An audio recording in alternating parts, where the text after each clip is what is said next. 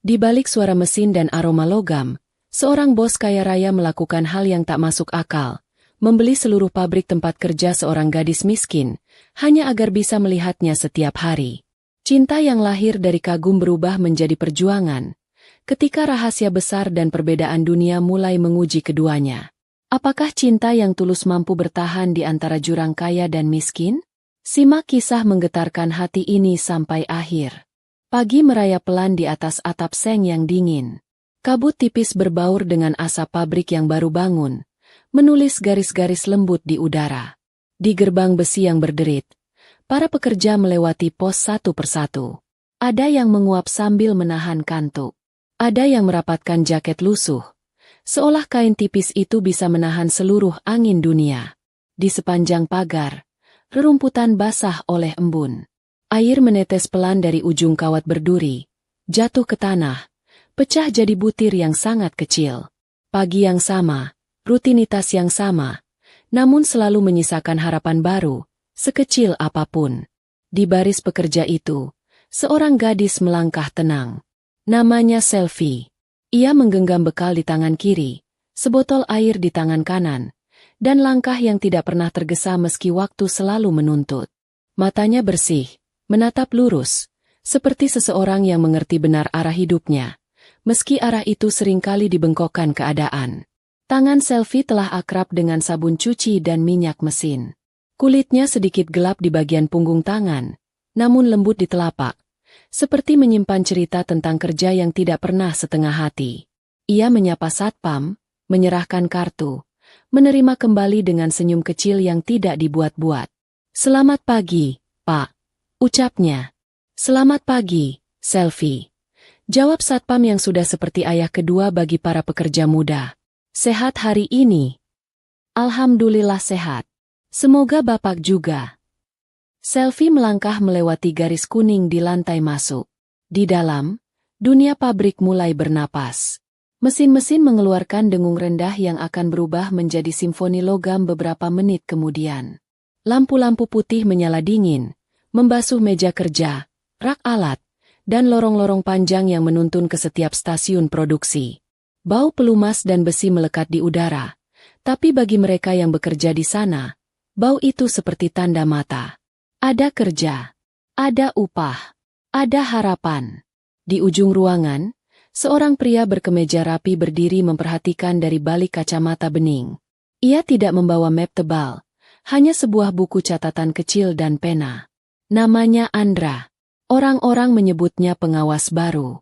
Ia datang beberapa hari lalu, memperkenalkan diri dengan suara yang rendah dan tidak suka memotong.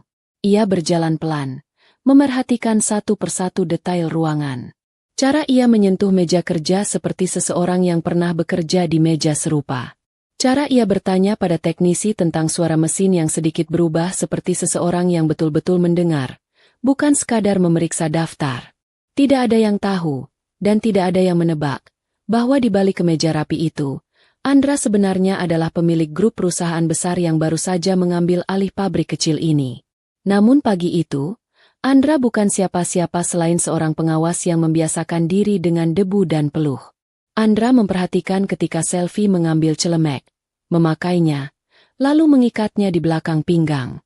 Gerakannya teratur dan tenang. Ia mengelap meja kerja, mengecek ulang obeng, kunci Inggris, dan kaliper.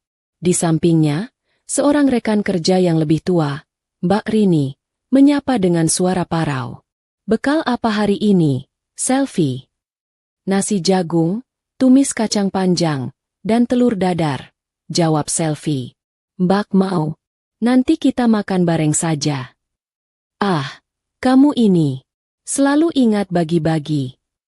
Kalau makan sendiri rasanya kurang enak." Selvi tersenyum. Andra menunduk pada bukunya, pura-pura menulis sesuatu, padahal kalimat-kalimat yang muncul adalah hal-hal yang tidak akan ia tunjukkan pada siapapun. Tentang cara Selvi merapikan alat, tentang caranya menepuk bahu seorang rekan yang tampak cemas, tentang tatapannya yang tidak melonjak-lonjak saat menatap dunia, namun lembut dan pasti, seperti orang yang berjanji pada dirinya sendiri untuk terus berjalan, apapun yang terjadi. Andra menghela napas yang nyaris tidak terdengar. Di dalam napas itu, Ada sesuatu yang ia sendiri malu menyebutnya dengan kata cinta. Baru pagi ini, ia menerima kenyataan sederhana. Di antara rapat, laporan, grafik keuntungan, dan agenda makan siang dengan orang-orang bersetelan mahal, ada satu hal yang tidak bisa ia temukan di sana. Ketenangan. Bunyi bel pendek menandai jam kerja dimulai. Para pekerja mengambil posisi. Suara mesin meningkat. Potongan logam bergesek. Percikan sangat kecil sesekali terbang lalu padam. Andra berjalan menyusuri garis produksi, mengangguk pada teknisi, bertanya pada mandor. Ia berhenti ketika melihat Selvi mengamati mesin pres yang agak lama tidak diservis. Suara mesin itu berbeda, seperti ada nada serak di ujungnya. "Mohon izin, Pak," kata Selvi pada Andra, tidak mengetahui siapa yang sebenarnya berdiri di hadapannya. "Boleh saya turunkan sedikit tekanannya?" Suaranya tidak biasa. "Boleh, kamu yang paling sering mengoperasikan mesin ini," jawab Andra. Selvi memutar tombol pelan, mendengarkan, lalu menunggu. Ia menatap jarum pengukur yang bergerak sedikit, seperti detak jantung yang baru saja tenang. Begini lebih aman. Kalau dibiarkan, bisa meleset, ujarnya. Andra mengangguk. "Terima kasih. Kamu teliti." Selvi tersenyum pendek. "Kalau tidak teliti, nanti banyak barang cacat, Pak." Mandor marah. Pelanggan kecewa. Ujungnya gaji telat. "Aku mengerti. Kerja memang begitu. Harus jujur. Kalau barang tidak layak, ya bilang tidak layak," ucap Selvi. "Di rumah juga begitu. Kalau tidak cukup uang, ya bilang tidak cukup. Nanti cari cara lain. Yang penting tidak berbohong." "Di rumah kamu tinggal dengan siapa?" "Dengan ibu. Beliau sakit-sakitan. Tapi kalau pagi kadang masih bantu merapikan baju yang dijahit tetangga. Kalau tidak kuat, ya duduk saja sambil menunggu aku pulang." Andra mencatat lagi. Padahal baris-baris itu tidak butuh catatan untuk diingat. Mereka akan menempel di kepala seperti suara mesin yang tertata. Waktu berjalan. Matahari meninggi. Panas merambat pelan dari atap seng. Di sela bising, ada yang rebah. Seorang pekerja muda bernama Ardi, baru sebulan gabung, ambruk di dekat stasiun potong. Wajahnya pucat, keringat dingin menetes deras. Rekan-rekan riuh kecil. Ada yang hendak lari memanggil obat. Ada yang panik dan berseru-seru. Di momen itu, Selvi bergerak lebih dulu. Ia menelungkupkan Ardi pelan, menepuk-nepuk bahunya, dan berbicara dengan tenang. "Ardi, dengarkan suaraku. Tarik napas pelan. Jangan dipaksakan berdiri," kata Selvi. "Mbak Rini, tolong ambilkan gula dari bekalku. Yang di kotak kecil. Pak pengawas, tolong minta air hangat di ruang mandi." Andra sudah bergerak bahkan sebelum permintaan itu selesai diucapkan. Ia berlari ke ujung lorong, meminta air hangat, kembali dengan napas agak memburu. Selvi mencampurkan sedikit gula ke dalam air, membantu Ardi duduk bersandar pada dinding. Ia menunggu beberapa menit, memantau detak napas pemuda itu yang berangsur teratur. "Aku lupa makan pagi." Suara Ardi pelan. "Maaf jadi repot." "Bukan repot. Kamu perlu makan," kata Selvi. "Lain kali jangan lewatkan sarapan. Sedikit saja tidak apa. Tubuhmu tidak terbuat dari besi." Andra menatap adegan itu dengan sejenis rasa yang lama sekali tidak ia rasakan. Ada keteraturan yang lahir dari ketenangan. Ada kepedulian yang tidak perlu ditunjuk-tunjukkan. Pada banyak rapat, Andra sering mendengar kata etos kerja, motivasi, target, dan penghargaan. Di depan mata, pagi itu, ia melihat satu hal yang lebih penting dari deretan kata-kata itu. Kemanusiaan. Ketika keadaan tenang, mandor mengatur ulang posisi kerja. Andra mengajak Selvi berbicara di dekat jendela kecil yang menatap halaman belakang. Di luar, ada pohon ketapang yang menunduk seolah ikut menahan beban hari. Daunnya gemerisik lirih. "Terima kasih sudah cepat bertindak," ucap Andra. "Seharusnya kita saling menjaga. Hari ini Ardi pingsan, besok bisa saja saya yang pusing. Dunia kerja itu seperti roda. Jawab Selfie. Kalau roda di depan rusak, roda di belakang tidak akan berjalan mulus. Kamu lama bekerja di sini? 5 tahun. Mulai dari bagian bersih-bersih, lalu bagian packing. Setelah itu belajar di stasiun potong. Kalau ada yang tidak paham, saya tanya. Malu bertanya kalau jatuhnya nanti lebih malu karena salah. Andra menatap keluar sejenak, lalu kembali pada Selfie. Kamu suka bekerja di sini? Selfie mengangkat bahu kecil. Suka itu urusan hati. Bekerja urusan tanggung jawab. Kalau ditanya jujur, saya ingin ibu sembuh. Ingin rumah tidak bocor kalau hujan. Ingin bisa beli kipas angin. Bekerja di sini memberi jalan yang mungkin tidak cepat, tapi nyata. Itu sudah cukup untuk hari ini. Kalimat itu menempel di benak Andra seperti paku yang mematri papan. Tidak cepat, tapi nyata. Ia teringat pada banyak target yang selalu ingin dicapai perusahaannya. Pertumbuhan ini, pangsa pasar itu, proyeksi angka yang memukau. Tapi kadang di tengah angka-angka yang naik, ada sesuatu yang turun diam-diam. Ketenangan, wajah orang-orang, batas kewajaran. Waktu istirahat siang tiba. Para pekerja membuka bekal. Ada yang berkumpul bertiga. Ada yang duduk menyendiri karena ingin memejam sebentar. Selfie menepati janjinya. Ia duduk bersama Mbak Rini di sudut dekat kipas berdebu yang berputar pelan. Ketika Andra hendak berjalan melewati, Selfie menoleh. Pak pengawas, mari makan. Bekal saya kebanyakan. Andra tertegun. Ini jatahmu. Tidak enak kalau aku mengambil. Kalau dibagi, rasanya lebih enak. Benar. Coba saja. Maka Andra duduk. Ia menerima porsi kecil nasi jagung, tumis kacang panjang, dan sepotong telur dadar yang masih hangat. Ada rasa yang tidak mungkin ditemui di restoran mewah, karena ia lahir dari ketulusan orang yang memasak dengan pikiran untuk berbagi, bukan untuk mencatat tagihan. Di beberapa gigitan pertama, Andra belum bicara. Bukan karena sedang mencicipi, tapi karena sedang belajar mengosongkan kepala dari segala hal yang biasanya memenuhi ruang pikirannya. Suara mesin, suara tawa kecil, suara sendok mengenai kotak bekal. Semuanya bercampur menjadi nada yang mengantar siang ke arah yang berbeda. Terima kasih, ucap Andra akhirnya. Ini enak sekali. Yang membuat enak itu lapar dan syukur, sahut Selfie. Kalau dua-duanya ada, nasi jagung pun bisa jadi makanan raja. Siapa yang mengajarimu kalimat seperti itu? Ibuku yang mengajari.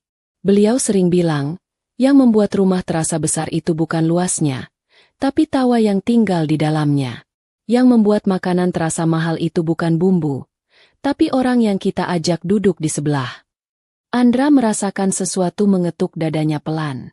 Ada kenangan yang muncul sebentar lalu redup. Meja makan panjang di rumahnya. Hidangan yang tampil sempurna. Kursi yang disusun rapi. Namun seringkali, kursi-kursi itu kosong. Orang-orang yang seharusnya duduk di sana sibuk di tempat lain. Ia menelan sisa nasi, lalu menatap kedua pekerja yang membagi bekal tanpa banyak ribut. Sore berlari perlahan. Suhu turun. Di lorong, cahaya lampu memanjang seperti garis penggaris yang mengatur langkah. Selfie kembali ke stasiun mesin pres. Andra berdiri beberapa meter di belakang, mencatat angka produksi, menandai waktu henti, menyapa bagian pengepakan. Ia tidak tahu pasti kapan perasaan itu tumbuh dengan bentuk yang bulat. Barangkali sejak pagi ketika Selfie menyapa satpam dengan hormat yang tulus. Barangkali saat ia menolong Ardi. Barangkali ketika mereka bertiga makan siang dan membicarakan perkara kecil yang rasanya justru besar. Yang jelas, menjelang jam pulang, ia sudah mengakui satu perkara di dalam hati yang paling sunyi. Ia ingin melihat Selfie besok lagi. Dan lusa. Dan seterusnya. Ada sesuatu yang ia titipkan pada waktu. Doa yang sangat sederhana. Semoga besok bisa lewat di gerbang yang sama. Semoga besok bisa mendengar suara yang sama. Bel pulang berbunyi. Pekerja merapikan tempat. Meja dibersihkan. Alat dikembalikan kerak. Satu persatu berjalan keluar, menenteng tas dan sisa tenaga yang tidak seberapa. Di halaman, Langit sedang bergeser dari biru pucat ke jingga. Ada burung melintas cepat, pulang mencari pohon. Angin petang menerpa wajah, membawa bau logam bercampur bau tanah. Selvi berdiri sebentar di dekat gerbang, memeriksa ponsel untuk melihat pesan dari tetangga yang menjaga ibunya siang ini. Ada kabar singkat, hanya satu kalimat yang membuatnya lega. Ibu sempat tidur siang, sekarang sudah minum obat. Selvi menelan syukur, lalu melangkah. Andra menyusul beberapa langkah di belakang, menjaga jarak agar tidak membuatnya canggung. Selvi, panggil Andra perlahan. Gadis itu menoleh. Iya, Pak. Aku ingin mengucapkan terima kasih lagi. Hari ini berjalan lebih baik karena ketenanganmu. Selvi tersenyum. Kita semua berusaha, Pak. Yang membuat sebuah hari jadi baik bukan hanya satu orang. Itu kerja banyak tangan. Benar. Kamu pulang naik apa? Angkot sampai pasar, lalu jalan kaki. Jalan kaki jauh. Kalau dipikirkan, jadi terasa jauh. Kalau dijalani sambil menghitung berkah, tiba-tiba sudah sampai, jawab Selvi. Lagi pula, sepanjang jalan ada banyak yang bisa dilihat. Toko yang mengecat papan baru, ibu-ibu yang menjemur padi, anak-anak yang main kelereng. Itu semua membuat kaki merasa tidak sendirian. Andra mengangguk. Hati-hati di jalan. Baik, Pak. Terima kasih. Sampai besok. Kata sampai besok itu, entah bagaimana, menjadi kalimat paling berarti yang Andra terima sepanjang pekan. Ia berdiri sebentar di dekat pos satpam, memandang punggung Selvi yang makin kecil di trotoar. Punggung itu tidak rapuh. Di atasnya bertengger tanggung jawab, harapan, dan keberanian untuk menghadapi hari berikutnya. Andra menunduk, meletakkan tangan di saku, lalu melangkah ke mobil sederhana yang ia minta untuk dipakai ketika berada di pabrik. Ia memilih tidak pulang ke kantor pusat sore ini. Ia memilih menyusuri jalan kota yang basah oleh sisa hujan semalam, memandangi toko kecil, gerobak gorengan, dan kursi plastik warna-warni yang menunggu pembeli. Di lampu merah, ia melihat seorang anak kecil melambai pada ibunya. Di sana-sini, hidup bergerak, malam menutup hari dengan sabar. Di kamar kontrakan yang sempit, Selvi menghamparkan tikar dan meletakkan bekas bekal di sudut. Ibu duduk bersandar pada bantal yang diisi kapuk. Wajahnya pucat namun matanya hangat. Bagaimana harimu? Tanya ibu. Baik. Pagi ada kejadian kecil, tapi sudah selesai, jawab Selvi. Tadi makan siang bareng Mbak Rini dan Pak Pengawas. Beliau baik, tidak sombong. Kalau atasan baik, kerja jadi lebih mudah.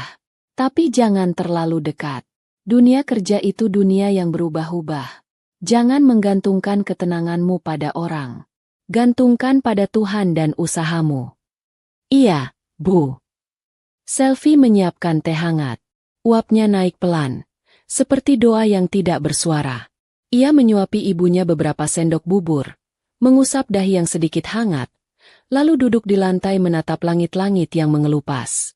Ada rasa letih yang merayap dari ujung kaki ke bahu, namun ada juga rasa damai seperti karang yang bertahan di tumbuk ombak. Ia menutup mata sebentar, mengingat adegan-adegan hari ini. Ardi yang pingsan, nasi jagung yang dibagi, suara Andra yang datar namun hangat ketika mengucap terima kasih. Ia tidak tahu siapa sebenarnya pria itu. Ia tidak menebak. Hidup sudah cukup rumit. Ia memilih untuk menjalaninya satu hari demi satu hari. Pada waktu yang hampir sama, Andra duduk di balik meja kerja di apartemen yang tinggi.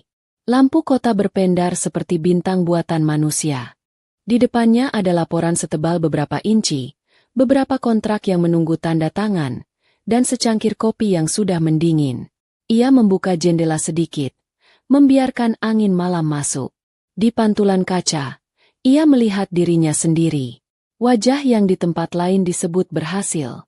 Namun malam itu, pantulan itu seperti orang yang sedang mencari sesuatu yang sederhana.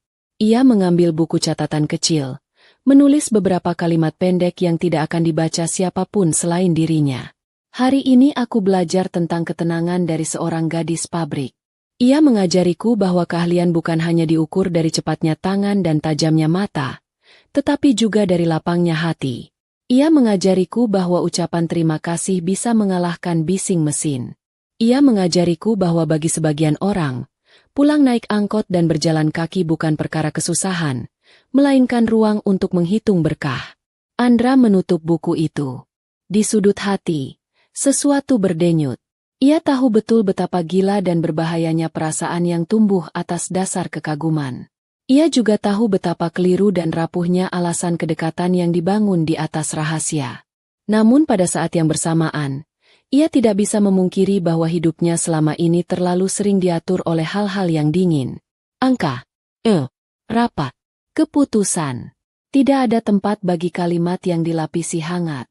Malam itu, di atas kota yang terang, ia mengizinkan dirinya menaruh satu doa yang sangat kecil, tapi jujur. Semoga besok ia bisa berdiri lagi di lorong yang sama. Semoga besok ia bisa menyapa Selvi tanpa membuatnya merasa tidak nyaman. Semoga besok, hidup memberinya kesempatan untuk memperbaiki sesuatu yang selama ini ia biarkan kosong. Di luar jendela, langit menyimpan bulan tipis.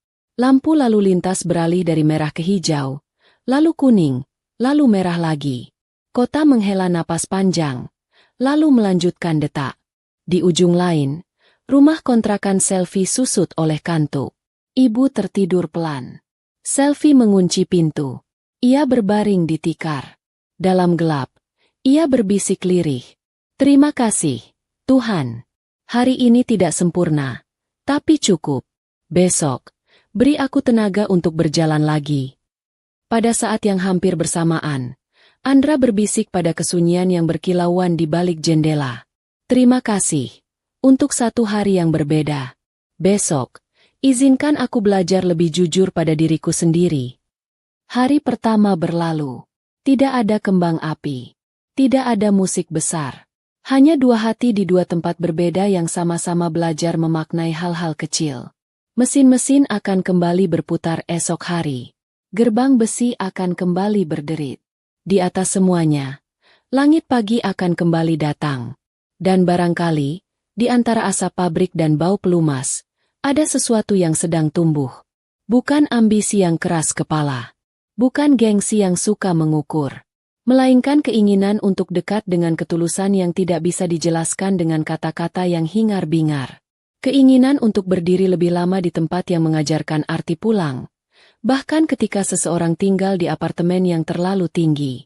Pagi akan tiba lagi. Tapi malam ini, bumi beristirahat. Wajah-wajah tertidur. Tangan-tangan berhenti menggenggam alat. Doa-doa melayang seperti uap teh hangat. Dan di antara banyak doa itu, dua kalimat sederhana yang mungkin sekali akan bertemu di udara. Sampai besok.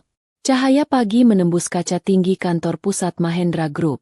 Dari lantai 30, kota terlihat seperti miniatur. Jalan-jalan kecil. Kendaraan seperti mainan yang berdesakan, dan manusia tampak seperti titik-titik yang terburu waktu. Di ruang kerja luas yang berpendingin sempurna itu, Andra duduk di balik meja kayu gelap yang mengilap. Di depannya, layar komputer menampilkan grafik penjualan, laporan laba bersih, serta rencana ekspansi perusahaan. Semua tampak sempurna di mata orang lain. Namun baginya, pagi ini terasa kosong, seperti piring mahal tanpa isi. Ia memutar pena di jari, menatap jendela. Bayangan gedung pabrik kecil yang dikunjunginya kemarin masih menempel di kepala. Suara mesin. Wajah-wajah yang tidak memakai jas mahal. Senyum Selvi yang sederhana tapi jujur. Semuanya menolak pergi dari pikirannya. Pak, rapat dengan Dewan Direksi dimulai 10 menit lagi. Suara sekretaris mengingatkan. Andra mengangguk. Baik. Tolong siapkan semua berkasnya di ruang rapat. Sekretaris keluar dengan langkah rapi. Andra berdiri. Jasnya disampirkan. Dasi sudah terpasang sempurna. Tapi entah kenapa, cermin di dinding justru menampilkan sosok yang lelah. Bukan pemimpin muda yang dikenal tajam dalam bisnis. Ia berjalan menuju ruang rapat. Para petinggi sudah duduk melingkar. Layar proyektor menampilkan data tentang kondisi keuangan beberapa anak perusahaan. Salah satunya adalah pabrik logam Surya Jaya. pabrik yang kemarin ia kunjungi. Angka merah di layar menunjukkan kerugian selama 3 kuartal terakhir. Kalau begini terus, lebih baik ditutup saja, kata seorang direktur senior dengan nada dingin. Mesin tua, produksi tidak efisien, tenaga kerja rendah keterampilan. Tidak ada untungnya. Andra mendengarkan tanpa menyela. Ia menatap grafik itu lama, lalu membuka suara. Kita tidak menutup pabrik itu, katanya tenang. Kita beli penuh. Semua sahamnya. Ruang rapat hening seketika. Semua kepala menoleh ke arahnya. Pak Andra, kata Direktur Keuangan perlahan. Pabrik itu nyaris bangkrut. Tidak ada alasan finansial untuk menyelamatkannya. Andra menghela napas. Kadang alasan tidak selalu finansial. Ada nilai lain di balik tempat yang kita anggap remeh. Mereka hanya butuh kesempatan dan sistem baru. Beri waktu 3 bulan. Aku yang akan turun langsung ke lapangan. Sebelum ada yang bisa membantah, Andra menutup map di depannya. Rapat selesai. Lanjutkan laporan mingguan seperti biasa. Para petinggi saling pandang. Tidak ada yang berani menentang keputusan pemilik utama. Di dunia bisnis, keputusan Andra dikenal sulit digoyahkan. Namun tidak ada yang tahu bahwa di balik keyakinan itu, ada alasan yang jauh lebih pribadi. Bukan tentang efisiensi, melainkan tentang selfie. 3 hari kemudian, surat resmi kepemilikan berpindah tangan. Nama Mahendra Group kini tercatat sebagai pemilik tunggal pabrik logam Surya Jaya. Andra tidak mengumumkan dirinya sebagai pemilik baru. Ia justru menandatangani surat penugasan internal untuk dirinya sendiri sebagai pengawas lapangan sementara. Ia ingin tetap berada di tengah para pekerja, tanpa jarak, tanpa formalitas yang membuat orang menunduk bukan karena hormat, tapi karena takut. Mobil hitam berhenti di depan gerbang pabrik yang sama. Andra turun mengenakan kemeja polos dan celana kerja sederhana. Tidak ada pengawal.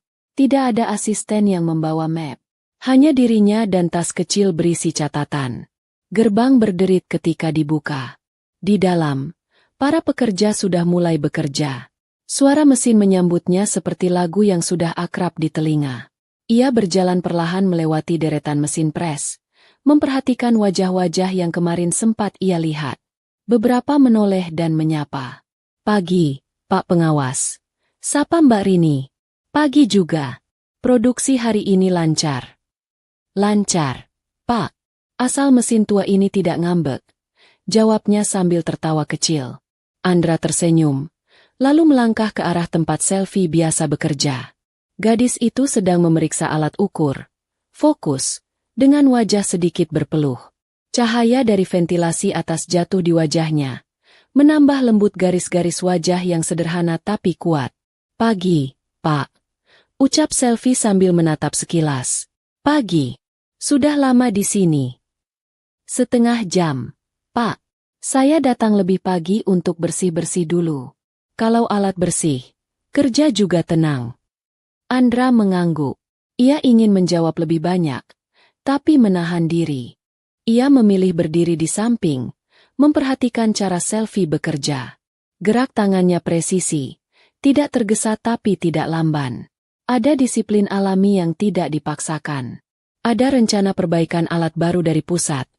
Tanya selfie. Mencoba membuka percakapan. Ada. Tapi mungkin butuh waktu. Jawab Andra hati-hati. Sambil menunggu, kita bisa rawat alat yang ada. Kadang yang tua justru lebih setia kalau dirawat dengan sabar. Selfie menatapnya sejenak. Lalu tersenyum. Iya, Pak. Seperti orang juga ya. Kalau disayangi, tidak cepat rusak. Kalimat itu membuat Andra kehilangan napas sesaat.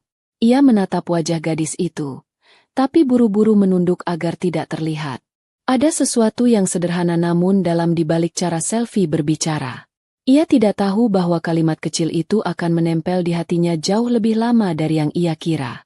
Siang datang dengan hawa panas. Pekerja beristirahat di ruang makan sederhana. Andra duduk di sudut ruangan sambil memerhatikan sekitar. Dari balik dinding kaca kecil, ia melihat selfie duduk bersama beberapa rekan, membagi lauk dari bekalnya. Semua tertawa, Meski makanan mereka sangat sederhana, ada kedamaian yang sulit dijelaskan. Andra teringat makan siang di gedungnya.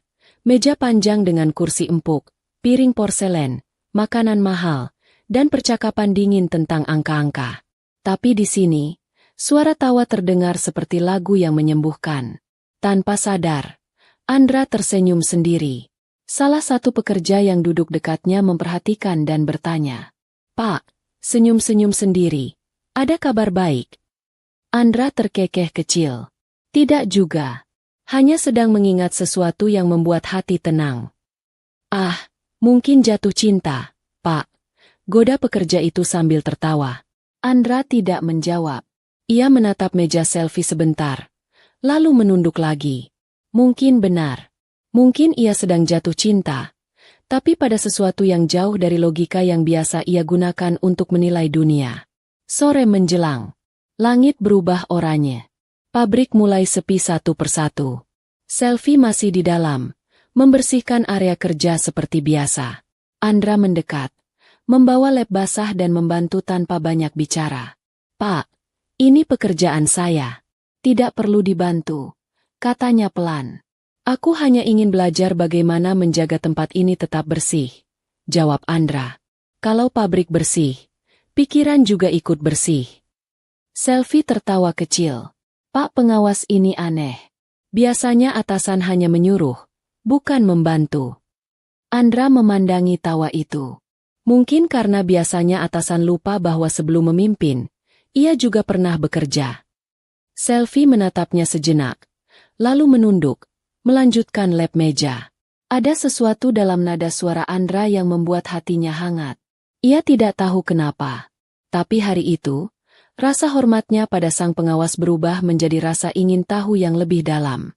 Siapa sebenarnya pria ini? Kenapa tutur katanya tidak seperti kebanyakan atasan yang ia kenal? Malam itu, di rumahnya yang sepi, Andra membuka laptop. Ia membaca laporan internal pabrik Surya Jaya. Semua angka menunjukkan kemunduran bertahun-tahun. Tapi ia tahu akar masalahnya bukan hanya soal keuangan. Ini soal semangat. Soal cara manusia diperlakukan. Ia menulis catatan kecil.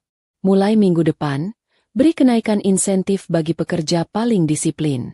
Tambah pencahayaan di area produksi. Ganti jam kerja yang terlalu panjang. Siapkan makan siang bergizi, bukan sekadar nasi bungkus. Setelah selesai, Andra menutup laptop. Di balik kaca jendela apartemennya, lampu-lampu kota berpendar seperti bintang. Tapi dalam hati, satu wajah sederhana menempati ruang yang lebih terang daripada semuanya. Wajah seorang gadis yang tersenyum di bawah cahaya pabrik, dengan tangan yang berlumur minyak mesin tapi hati yang bening. Ia berbisik pelan, seolah kepada malam. "Selfie. Kamu tidak tahu betapa dunia ini seketika terasa lebih hidup hanya karena keberadaanmu." Ia memejamkan mata. Untuk pertama kalinya sejak lama, tidur datang tanpa obat penenang. Hanya dengan kenangan tentang senyum gadis pabrik dan doa yang tumbuh diam-diam. Semoga besok pagi, langit masih sama, dan ia bisa kembali melihatnya bekerja di bawah cahaya matahari yang lembut. Pagi itu pabrik seperti biasa kembali berdengung. Suara mesin menandai hidup, mengisi udara dengan ritme yang tidak pernah benar-benar hening. Di antara kebisingan itu, Selfie berdiri di pos kerjanya, memeriksa kembali alat ukur dan setelan tekanan mesin. Tangan kecilnya bergerak cepat tapi hati-hati, seolah setiap baut adalah bagian dari tubuhnya sendiri. Tak jauh dari sana, Andra memperhatikan dari kejauhan. Kemejanya sudah basah di bagian kerah, tapi ia tidak memperdulikannya. Ia hanya ingin memastikan semuanya berjalan baik. Hari-hari telah bergulir tanpa terasa sejak ia resmi mengambil alih pabrik ini. Namun tidak ada seorang pun yang tahu siapa dirinya sebenarnya. Bagi para pekerja, ia hanya pengawas baru yang ramah dan mau turun tangan membantu. Dan bagi Selfie, ia hanya pria tenang yang selalu hadir di saat dibutuhkan, tanpa banyak bicara, tanpa pernah mengeluh. Hari itu, mesin pres utama tiba-tiba berhenti mendadak. Bunyi keras terdengar dari dalam ruang produksi, membuat beberapa pekerja menjerit kaget. Andra langsung berlari ke arah sumber suara. Asap tipis keluar dari sisi mesin, disertai bau terbakar yang menyengat. Beberapa orang berusaha menutup saluran arus, namun mesin itu terlalu panas. "Jangan dekat-dekat," teriak salah satu teknisi. Namun Selvi justru maju. Ia mematikan tuas darurat dengan cepat, lalu membuka panel kecil di bagian bawah. Asap berkurang. Tangan kirinya sedikit terbakar di ujung jari karena logam panas, tapi ia tidak mundur. Andra tiba tepat di sisinya, memegangi pergelangan tangan Selvi. "Kamu terluka," katanya cepat. Selvi menggeleng. "Tidak apa, Pak. Hanya sedikit panas. Mesin ini memang harus diperiksa dari semalam. Saya sudah laporkan, tapi mungkin belum sempat diperbaiki." Andra menatap luka kecil di ujung jarinya, merah dan basah. Ia ingin memarahi semua yang lalai memperhatikan laporan Selvi, tapi ia menahan diri. Ia menarik napas dalam, lalu berkata dengan suara yang hampir bergetar, "Mulai sekarang, semua perbaikan yang kamu ajukan langsung lewat aku. Jangan biarkan hal seperti ini terjadi lagi." Selvi menatap wajah Andra. Ada sesuatu di matanya, seperti marah tapi juga takut. Namun di balik ketegasan itu, Selvi melihat sesuatu yang lain. Kekhawatiran. Ketulusan yang jarang ia lihat pada seorang atasan. Ia mengangguk pelan. "Baik, Pak." Andra melepas genggamannya perlahan, lalu memberikan sapu tangan dari sakunya. "Balut dulu lukanya. Aku akan suruh bagian teknisi datang." Selvi menerimanya. "Terima kasih, Pak Pengawas," kata Pak Pengawas keluar dari bibir Selvi dengan sopan, tapi di telinga Andra, panggilan itu seperti pisau halus yang menores sisi hatinya. Ia ingin menjawab, ingin berkata bahwa ia bukan sekadar pengawas. Tapi ia tidak bisa. Ia tidak boleh. Ia masih belum siap mengungkapkan siapa dirinya sebenarnya. Siang itu, setelah kejadian mesin rusak, pabrik menjadi lebih tenang. Semua pekerja berhati-hati. Andra duduk di kantor kecil dekat ruang produksi, memandangi berkas di tangannya. Ia tidak benar-benar membaca. Pikirannya melayang pada gadis itu. Gadis yang begitu berani menantang panas dan bahaya demi melindungi rekan-rekannya.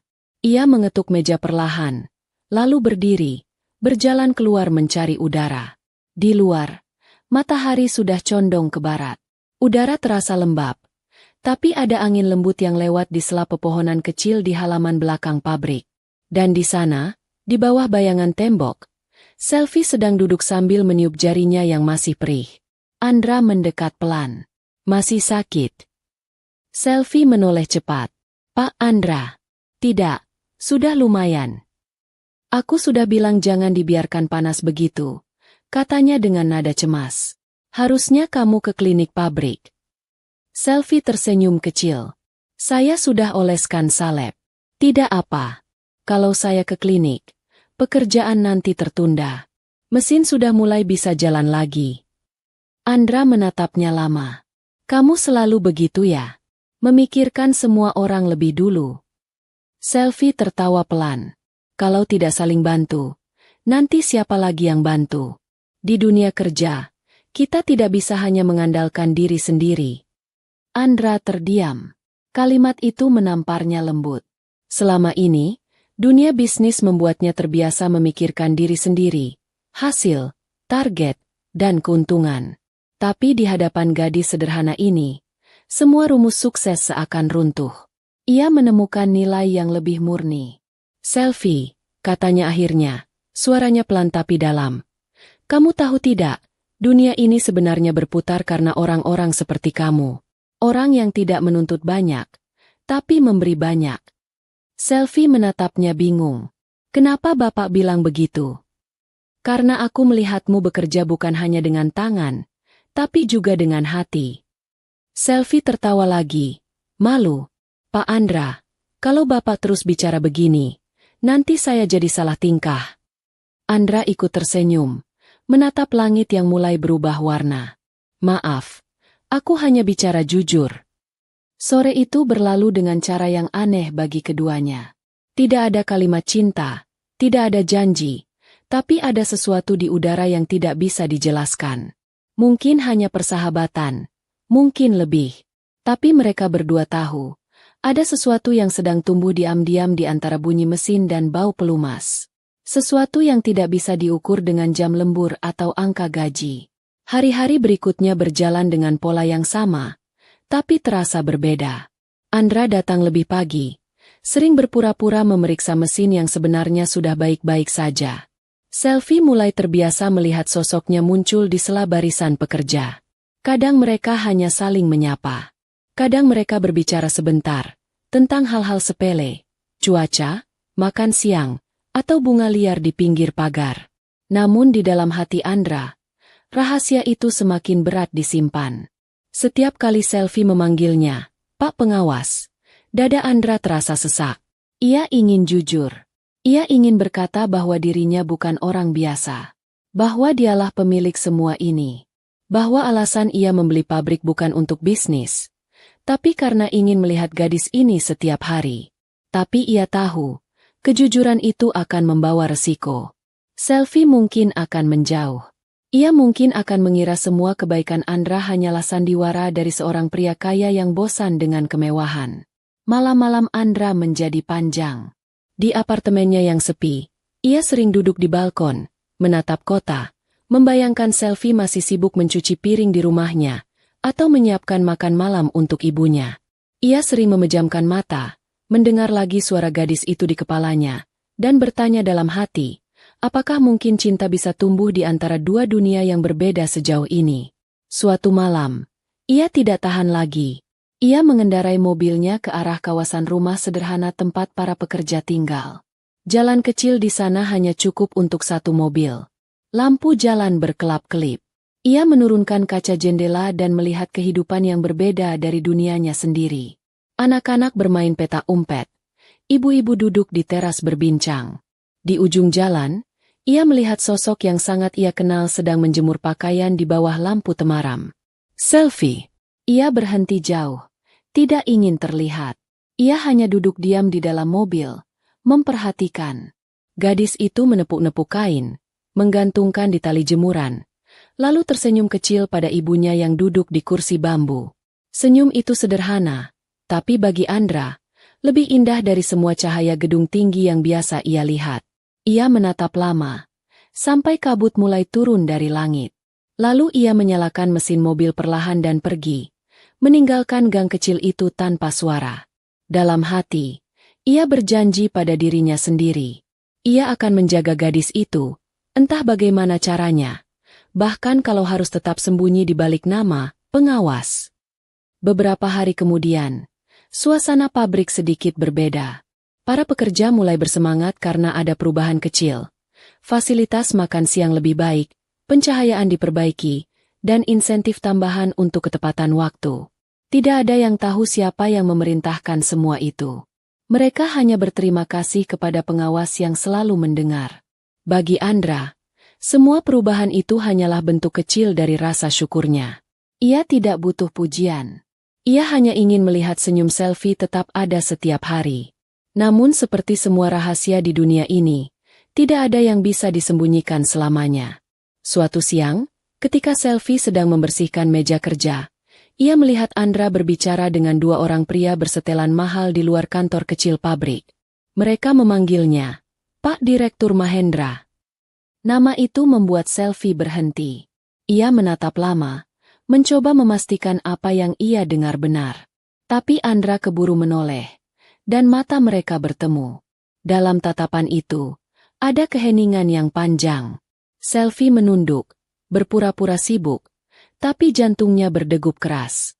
Malamnya, ia tidak bisa tidur. Nama itu berputar di kepalanya. Mahendra. Ia pernah mendengarnya di berita. Nama besar di dunia industri. Tapi tidak mungkin, bukan? Tidak mungkin orang yang duduk bersamanya makan nasi jagung dan berbicara dengan hangat adalah orang yang sama yang memiliki gedung-gedung tinggi di pusat kota.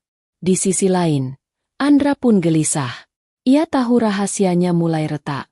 Dunia yang ia bangun di antara mesin dan kebersahajaan Selvi mulai terancam runtuh. Tapi di dalam hatinya, ada juga ketakutan yang lebih dalam. Kalau rahasia ini terbuka, apakah gadis itu masih akan melihatnya dengan cara yang sama? Malam itu keduanya sama-sama menatap langit. Dua hati di dua tempat berbeda, tapi langit yang sama menaungi mereka. Satu menatap dengan cemas, satu dengan rindu. Di bawah langit yang biru pekat itu, cinta sedang diuji oleh rahasia yang terlalu besar untuk terus disembunyikan.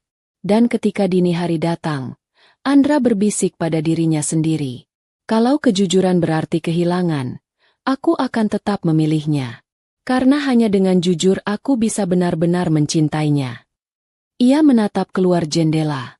Kota masih tertidur. Tapi jauh di sana, di gang kecil tempat gadis itu tinggal, lampu kecil masih menyala. Ia tahu, hatinya sudah memilih. Hari itu langit tampak muram sejak pagi.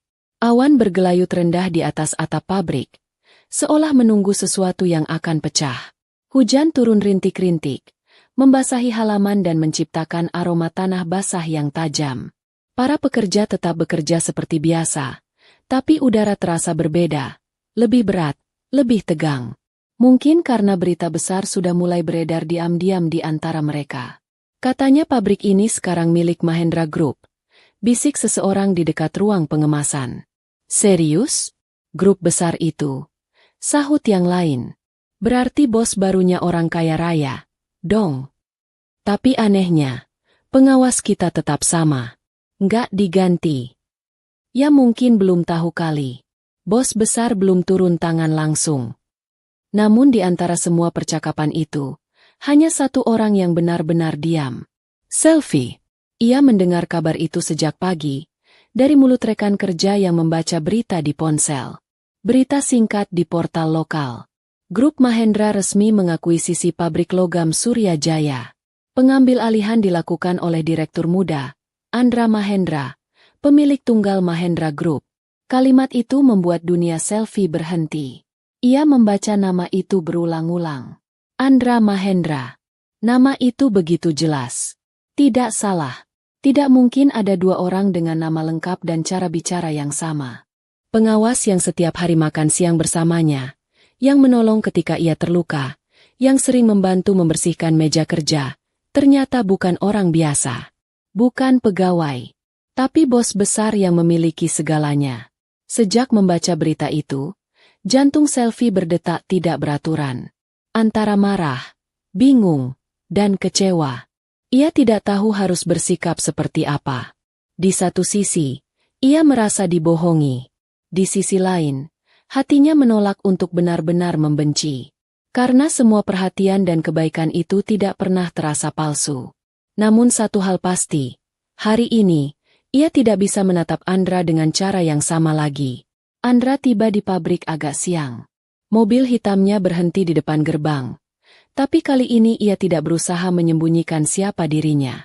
Ia mengenakan jas, bukan kemeja kerja seperti biasanya.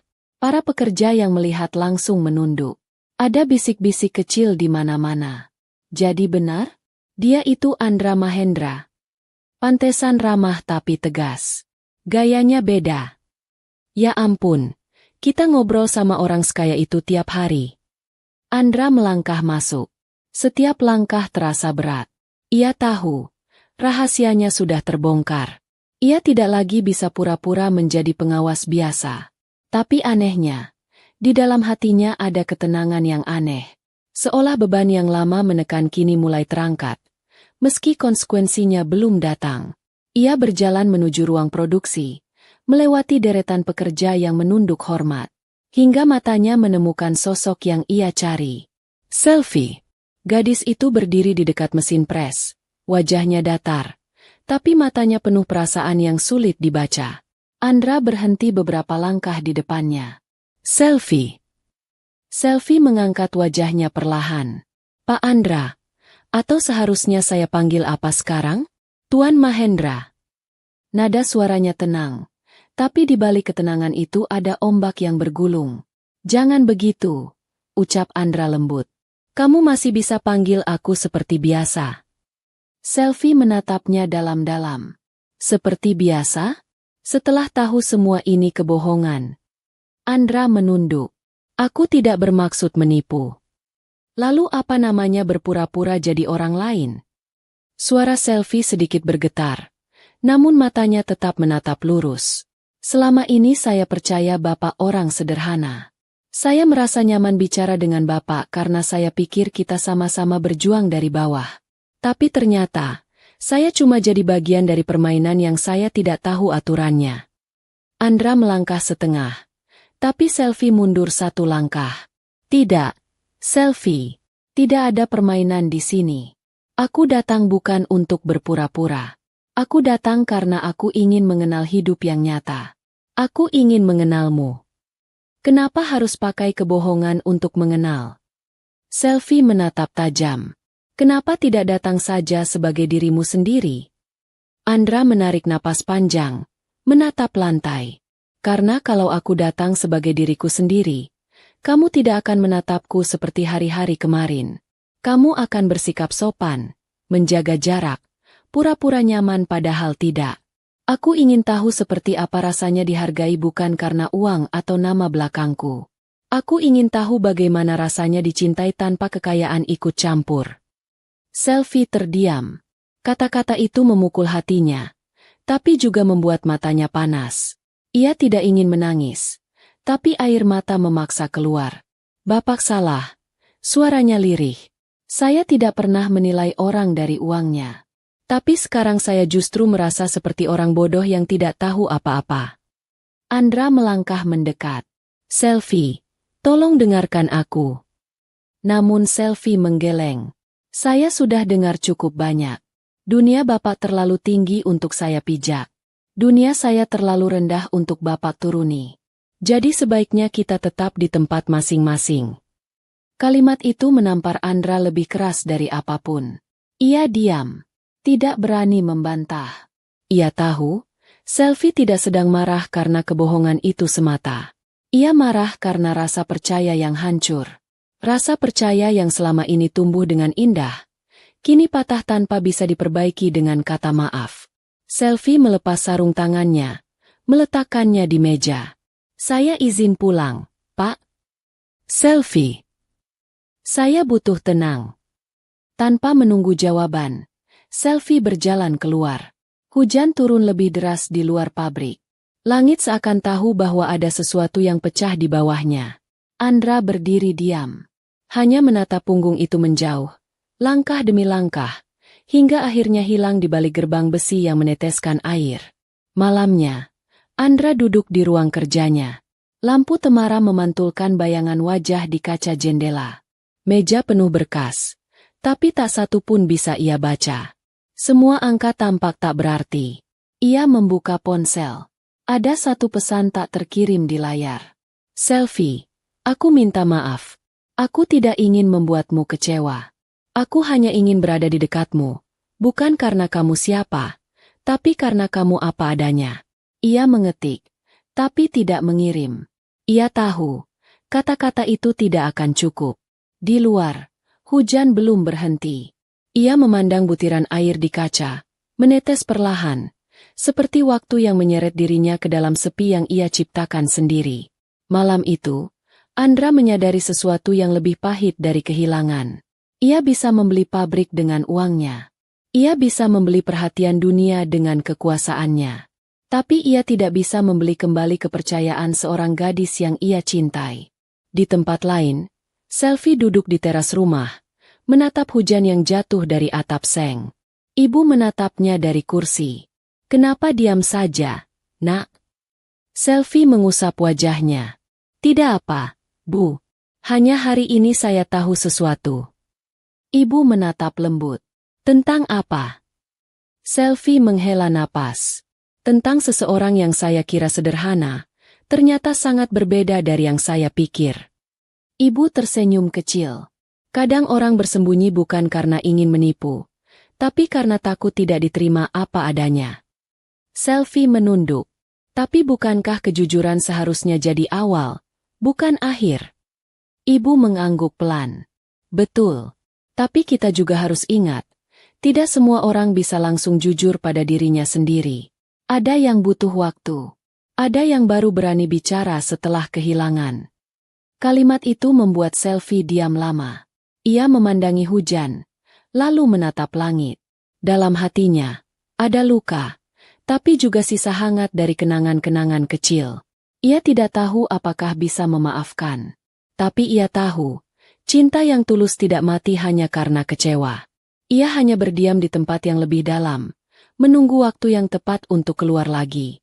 Sementara itu, di ruang kerja Andra, malam makin larut. Ia berdiri, berjalan ke jendela besar. Kota yang biasanya tampak indah dari ketinggian, malam ini terasa dingin dan hampa. Ia menutup matanya, lalu berbisik pelan, suara yang hanya bisa didengar oleh dirinya sendiri dan Tuhan. Selfie, aku memang salah, tapi cintaku padamu tidak pernah palsu. Kalau saja aku bisa memutar waktu, aku akan datang padamu bukan sebagai bos, tapi sebagai pria biasa yang hanya ingin mencintaimu dengan jujur. Hujan masih turun, menutupi suara dunia dengan ritmenya yang lembut. Dan di antara suara itu, hanya ada kesepian yang sama di dua hati yang sedang berjuang memahami arti cinta dan kejujuran. Hujan sudah berhenti sejak dini hari, meninggalkan genangan kecil di halaman pabrik. Udara pagi membawa dingin yang lembut, seperti sisa tangisan malam yang belum kering seluruhnya. Matahari malu-malu muncul di balik awan, tapi sinarnya belum cukup hangat untuk mengeringkan tanah. Di dalam ruang kantor utama, Andra duduk sendirian. Jasnya terlipat di kursi, matanya menatap kosong ke arah berkas-berkas yang belum disentuh. Seminggu berlalu sejak Selfie memutuskan berhenti bekerja. Hari-hari di pabrik terasa berjalan lebih lambat dari biasanya. Tidak ada lagi suara tawa lembut dari ujung mesin pres. Tidak ada lagi sapaan pagi yang sederhana tapi membuat seluruh ruangan terasa hidup. Para pekerja seolah tahu ada sesuatu yang hilang dari tempat itu. Sesuatu yang lebih dari sekadar tenaga kerja. Andra menatap foto di meja. Foto seluruh karyawan pabrik saat acara makan siang beberapa minggu lalu. Selfie berdiri di baris depan, tersenyum sambil memegang topi kerja yang miring sedikit ke samping. Ia menatap foto itu lama, kemudian menghela napas berat. Ia tahu, ia bisa saja memerintahkan orang untuk mencari gadis itu. Ia bisa mengirim mobil untuk menjemputnya kembali. Tapi apa gunanya? Hati tidak bisa dipaksa seperti angka di laporan keuangan. Cinta tidak bisa dibeli seperti saham atau properti. Ia sudah belajar itu dengan cara yang paling menyakitkan. Hari itu, Andra memutuskan untuk pergi ke rumah Selfie. Bukan untuk memaksakan apapun, tapi untuk menebus kejujuran yang ia tunda terlalu lama. Ia ingin meminta maaf, bukan sebagai bos, tapi sebagai manusia. Mobilnya berhenti di ujung gang sempit. Ia memilih turun dan berjalan kaki, membawa payung hitam di tangan. Jalan itu tidak berubah, masih basah, masih dipenuhi aroma gorengan dari warung kecil di tikungan. Anak-anak kecil berlari tanpa alas kaki, tertawa, memercikan air dari genangan. Ketika sampai di depan rumah kecil dengan dinding berwarna biru pudar, Andra berhenti sejenak. Di teras, seorang perempuan tua sedang duduk, menjemur kain kecil di kursi. Ia mengenakan kerudung lusuh, wajahnya lembut tapi terlihat letih. "Permisi, Bu," sapa Andra dengan sopan. "Apakah ini rumah Selfie?" Perempuan itu menatapnya, lalu mengangguk pelan. "Iya. Kamu siapa, Nak?" "Saya teman kerjanya, Bu." Suaranya nyaris bergetar. "Apakah Selfie ada di rumah?" Perempuan itu menggeleng pelan. "Dia keluar sejak pagi. Pergi ke pasar cari bahan. Tapi sebentar lagi mungkin pulang." Ia menatap Andra lebih dalam. "Kamu yang namanya Pak Andra, ya?" Andra tertegun. "Ibu tahu saya." "Selfie pernah cerita," kata perempuan itu lembut. "Katanya Bapak orang baik. Cuma agak aneh karena suka bantuin kerja buruh." Andra tersenyum samar. "Saya memang tidak pandai diam, Bu." Perempuan itu tertawa kecil. "Kalau begitu duduklah dulu. Saya buatkan teh." Andra menolak halus, tapi akhirnya duduk juga di kursi bambu depan rumah. Ia menatap halaman kecil yang hanya berisi beberapa pot bunga dan sandal basah. Semua sederhana, tapi entah kenapa terasa hangat. Tempat seperti ini yang dulu selalu ia cari tapi tak pernah temukan di antara gedung kaca dan karpet mahal. Tak lama kemudian, suara langkah pelan terdengar dari ujung gang. Selfie muncul, membawa kantong belanja dan wajah yang sedikit terkejut melihat siapa yang menunggu di teras rumahnya. "Pak Andra?" Suaranya pelan tapi tajam. Andra berdiri. "Selfie, aku datang bukan untuk memaksa apapun. Aku hanya ingin bicara." Selfie diam beberapa detik, lalu menatap ibunya. "Bu, masuk dulu, ya." Sang ibu tersenyum, seolah mengerti sesuatu yang lebih dalam daripada kata-kata. "Baiklah, ibu di dalam saja." Setelah pintu tertutup, keheningan turun di antara mereka. Hanya suara tetes air dari atap yang terdengar. Andra berbicara duluan. "Selfie, aku tahu aku salah. Aku bersembunyi di balik seragam itu karena aku ingin tahu seperti apa rasanya hidup tanpa topeng orang kaya. Aku ingin belajar jujur. Tapi justru aku mulai dengan kebohongan. Aku bodoh. Dan aku minta maaf." Selfie menggenggam ujung kain belanjaannya. "Kenapa baru sekarang, Pak?" "Karena aku takut," jawab Andra jujur. "Takut kehilangan sesuatu yang bahkan belum sempat kumiliki. Tapi aku sadar, dengan berbohong, aku justru kehilangan yang paling berharga, kepercayaanmu." Selfie menatapnya lama. Di matanya ada luka, tapi juga ada sisa kelembutan yang tidak bisa padam sepenuhnya. "Saya tidak tahu harus bilang apa.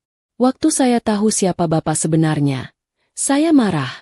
Tapi setelah beberapa hari, saya berpikir mungkin saya juga akan melakukan hal yang sama kalau jadi Bapak.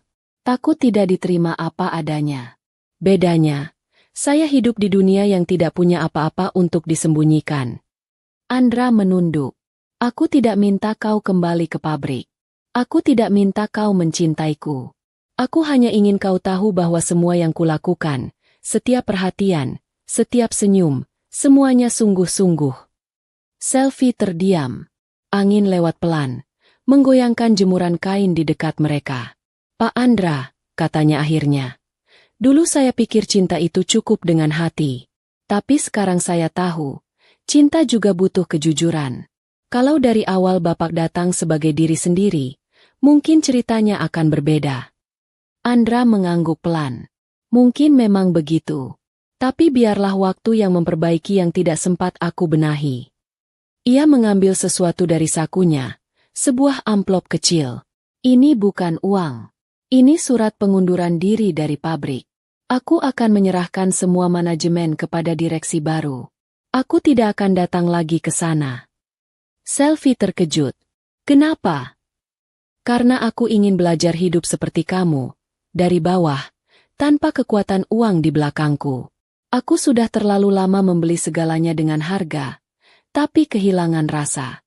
Dan kamu yang mengingatkanku tentang itu." Selfie menatapnya dalam. Air mata jatuh tanpa bisa ditahan. "Bapak tidak perlu sejauh itu." Andra tersenyum lembut. "Mungkin tidak perlu, tapi aku ingin. Karena untuk pertama kalinya dalam hidup, aku ingin melakukan sesuatu bukan demi bisnis, tapi demi hati." Selfie menggigit bibir. "Saya tidak tahu harus berkata apa." "Tidak usah berkata apapun," ujar Andra. "Cukup tahu bahwa aku berterima kasih karena sudah mengajarkan arti kerja keras dan kejujuran. Dan kalau suatu hari kita bertemu lagi, aku ingin datang bukan sebagai bos, tapi sebagai seseorang yang sudah belajar mencintai dengan cara yang benar." Mereka berdua terdiam. Tidak ada musik, tidak ada pelukan. Hanya dua manusia yang berdiri di tengah pagi yang perlahan mengering, saling menatap dengan mata yang akhirnya mengerti. Cinta sejati tidak selalu berakhir dengan memiliki. Andra menatap sekali lagi wajah gadis itu, lalu mundur selangkah. "Jaga dirimu, Selfie." Selfie mengangguk. Suara seraknya hampir tak terdengar. "Terima kasih, Pak Andra.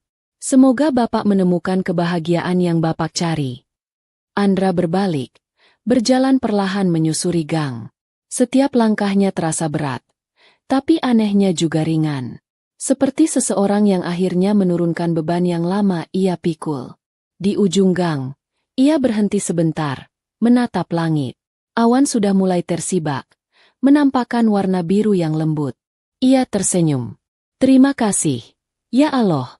Karena lewat gadis sederhana itu, Aku belajar apa arti cinta yang tidak bisa dibeli. Beberapa bulan kemudian, kabar beredar bahwa pabrik Surya Jaya berkembang pesat di bawah manajemen baru. Para pekerja diberi fasilitas lebih baik, dan sebagian keuntungan perusahaan disalurkan untuk pendidikan anak-anak buruh. Tidak ada yang tahu bahwa semua itu adalah keputusan terakhir dari seorang mantan pemilik yang kini memilih hidup tenang di pinggir kota, membuka bengkel kecil dan bekerja dengan tangannya sendiri. Dan di suatu sore, di pasar tempat Selvi biasa berbelanja, seorang pria datang membeli paku dan oli. Pakaian kerjanya kotor, tangannya berlumur minyak, tapi matanya jernih dan tenang. Selvi hampir tidak mengenalinya sampai pria itu tersenyum. Andra. Andra menatapnya, tersenyum hangat. Selvi. Mereka berdiri beberapa detik tanpa bicara. Waktu berhenti sesaat, seolah memberi ruang bagi takdir untuk tersenyum. Bagaimana kabar ibu? Tanya Andra lembut. Baik, jawab Selvi. Bapak. Andra menghela napas. Lebih baik dari sebelumnya. Hidup sederhana memang melelahkan, tapi membuat hati lebih tenang. Selvi tersenyum. Itu artinya bapak menemukan apa yang bapak cari. Andra menatap mata gadis itu. Dan kali ini tidak ada jarak antara mereka. Mungkin, yang aku cari memang bukan kemewahan, tapi seseorang yang membuatku ingin jadi lebih baik. Selvi menunduk, wajahnya memerah, tapi bibirnya tersenyum. Mereka tidak perlu berkata lebih banyak, karena beberapa perasaan tidak butuh janji untuk bertahan. Langit senja menggantung indah di atas pasar kecil itu. Orang-orang berlalu lalang. Tapi bagi dua manusia yang berdiri di tengah keramaian, dunia seolah berhenti sejenak. Kadang cinta tidak datang dengan pesta besar, tidak juga dengan pelukan dramatis.